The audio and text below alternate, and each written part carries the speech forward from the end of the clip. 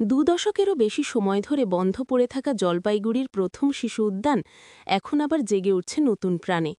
শহরের মানুষ বলছেন, যে পার্কে আমাদের শৈশব কেটেছে সেখানেই এবার আমাদের সন্তানেরা খেলবে। এ যেন স্মৃতির পুনর্জাগরণ। জলপাইগুড়ি পুরসভার উদ্যোগে জেওয়াইএমএ ক্লাবের জমিতে অবস্থিত ঐতিহ্যবাহী শিশু উদ্যানের সংস্কার কাজ জোর কদমে এগোচ্ছে।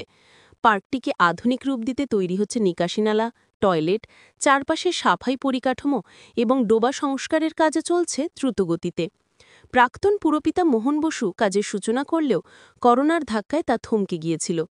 এবার নবনির্বাচিত পুরপিতা সৈকত চ্যাটার্জি পুনরায় কাজ শুরু করে জানান, জেওয়াইএমএ ক্লাবের সঙ্গে আলোচনার পর এই ঐতিহাসিক পার্ককে সম্পূর্ণ নতুন রূপে শহরের মানুষকে ফিরিয়ে দেব। কয়েক মাসের মধ্যেই খুলে যাবে দরজা। ইতিহাস বলে ১৯৫০ সালে প্রতিষ্ঠিত এই পার্কই ছিল জলপাইগুড়ির প্রথম শিশু উদ্যান। স্বাধীনতার আগে এখানে ছিল গান্ধী ময়দান, যেখানে ১৯২৫ সালে মহাত্মা গান্ধী ঐতিহাসিক ভাষণ দেন।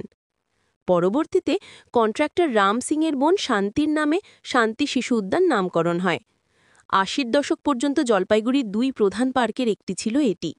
শিশুদের হাসি ঠাট্টায় সবসময় মুখরিত।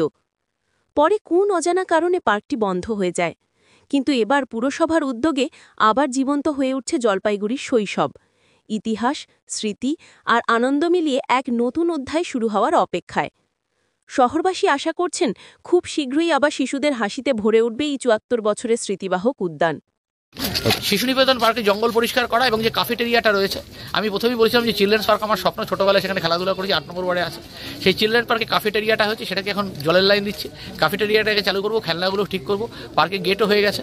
এরপর আমরা জেএমএ ক্লাবের সাথে বসে নিয়ে একটা এগ্রিমেন্ট করে একটা অল্প পয়সায় কিছু টিকিটে যাতে টিকিট করে, কারণ চালাতে তো হবে, উপার্জন না থাকলে ব্যয় করা যায়, তা সেখানে করে আমরা চিলড্রেন পার্কটাকে সুন্দর করে সাজিয়ে তুলে খুব দ্রুত যাতে আগামী বেশ কয়েক মাসের মধ্যে আমরা চিলড্রেন পার্ক চালু করতে পারি তার উদ্যোগ।